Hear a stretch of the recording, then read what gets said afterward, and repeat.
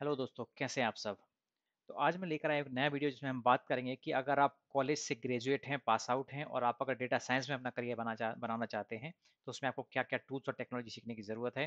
तो सीधा हम चलेंगे अपने वीडियो में जिसमें हम बात करेंगे, बड़ा शॉर्ट वीडियो होने वाला है, बड़ा इन्फॉर्मेटिव होने वाला है। अगर आप खासकर कॉलेज से पास आउट हैं, तो आपके लिए बहुत इन्फॉर्मेटिव वीडियो हो सकता है। तो आपको मैं बताऊँगा कि किसमें क्या-क्या चीज़ें आपको सीखने की ज़रूरत है, ठीक है?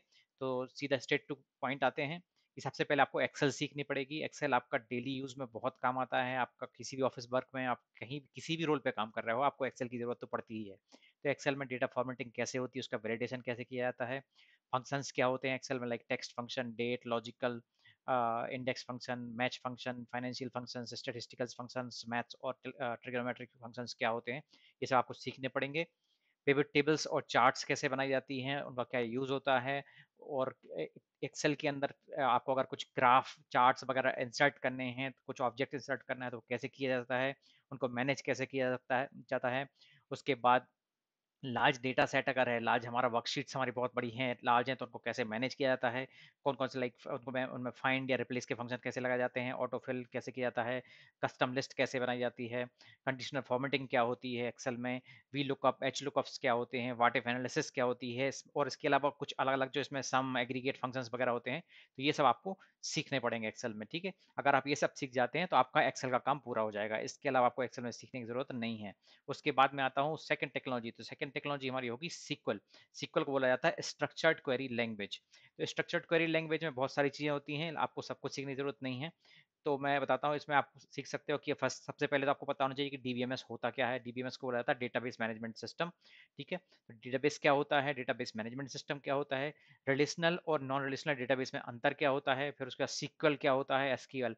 एसक्यूएल एक क्वेरी सिर्फ एक लैंग्वेज होती है और डेटाबेस मैनेजमेंट सिस्टम एक सिस्टम होता है जहां जिसके अंदर आप ये सीक्वल का कोड्स लिखते हो आप, ठीक है? तो एक सिंपल ये जैसे आपकी प्रोग्रामिंग लैंग्वेज होती है, बस समझ लो ये एक सीक्वल जो ओरेकल या कोई डेटाबेस मैनेजमेंट सिस्टम जिसको अंडरस्टैंड कर सके, वो एक लैंग्वेज होती है सीक्वल। तो वो आपको सीखने की जरूरत है। फिर उसके बाद उसमें कैसे टेबल क्रिएट की जाती है, डेटाबेस क्रिएट किए जाते हैं, उसमें डेटा कैसे इंसर्ट किया जाता है, कैसे डेटा रिट्रीव किया जाता है, क्या क्या डेटा टाइप्स होते हैं, क्या कंस्टेंट्स होते हैं टेबल में, लाइक नॉट नल। अगर आप टेबल क्रिएट करते हो उस टाइम पे अगर आप कंस्टेंट दे देते हो लाइक नॉट नल, कि किसी कॉलम को आपने दे दिया कि नॉट नल, तो ये आप कंस्टेंट काम करेगा कि वो जो कॉलम है पर्टिकुलर वो नॉट नल ही होना चाहिए, उसमें कोई वैल्यू नल इंसर्ट नहीं की जा सकती। ऐसे ही प्राइमरी की क्या होती है, फॉरेन की क्या होती है, ये सब आपको पता होना चाहिए, ठीक है?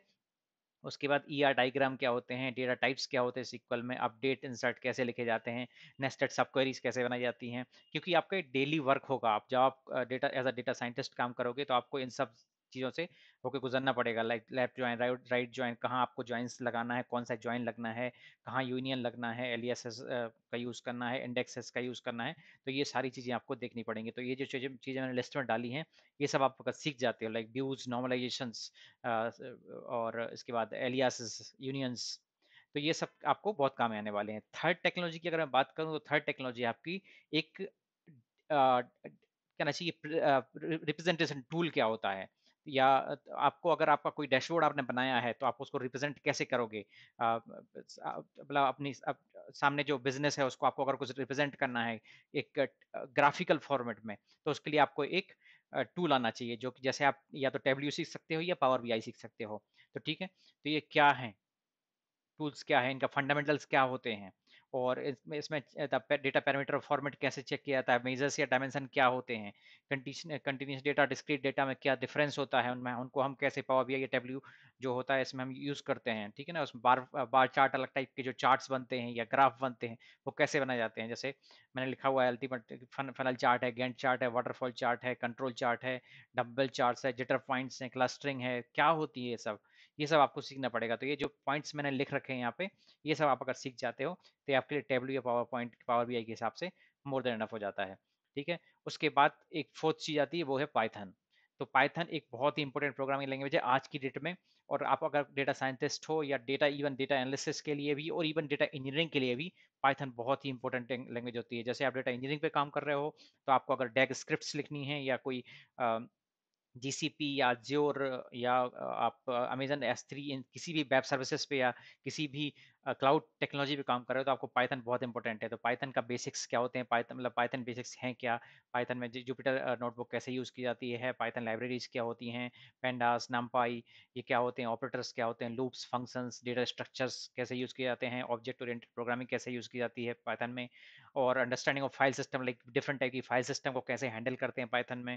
ठीक है, data science using, data analysis using Python, ये सब आप सीख सकते हो। स्टेटिस्टिक्स आपको आना चाहिए पाइथन के थ्रू, उसके सिंटैक्स लिखने, डेटा प्रोसेसिंग कैसे की जाती है, डेटा विजुअलाइजेशन कैसे किया जाता है पाइथन के थ्रू, तो ये आपको सीखना पड़ेगा।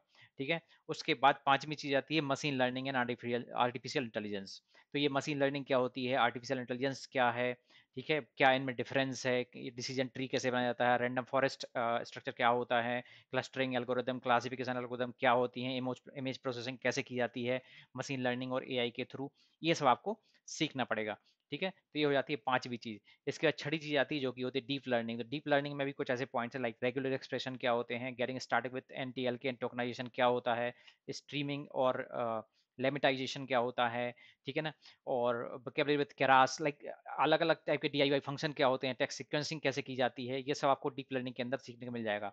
तो ये मेन सिर्फ 6 पॉइंट्स हैं या 6 टॉपिक्स हैं, अगर आप ये सीख लेते हो तो आप एटलीस्ट इंटरव्यू के लिए प्रिपेयर हो जाते हो। और फिर आप जैसे जैसे आगे बढ़ोगे, ये मैंने एक बेसिक रोड मैप बताया है कि आपको, अगर आप ये चीज़ें इन पे काम करना शुरू करोगे और इन पे थोड़ा सा मास्टरी करोगे, तो मुझे नहीं लगता कि आपको ज़्यादा से ज़्यादा 2 महीने या 3 महीने का टाइम लगेगा, उसमें आप इन सब चीज़ों को तैयार कर सकते हो और आप इजीली डेटा साइंस के करियर में अपना स्टार्ट कर सकते हो। ठीक है, तो ये शीट का लिंक भी मैं अपने डिस्क्रिप्शन बॉक्स में डाल दूंगा, अगर आपको कहीं कुछ इसको डाउनलोड करना है तो आप उसको रेफर कर सकते हो। और उम्मीद करता हूँ कि वीडियो आपको अच्छा लगा होगा। अगर अच्छा लगा है तो डेफिनेटली लाइक करें, दोस्तों के साथ शेयर करें, चैनल को सब्सक्राइब करें, ताकि मुझे मैं ऐसे और वीडियो लाता रहूँ। मिलते हैं नेक्स्ट वीडियो में, तब तक के लिए बाय बाय, टेक केयर, धन्यवाद, जय हिंद, जय भारत।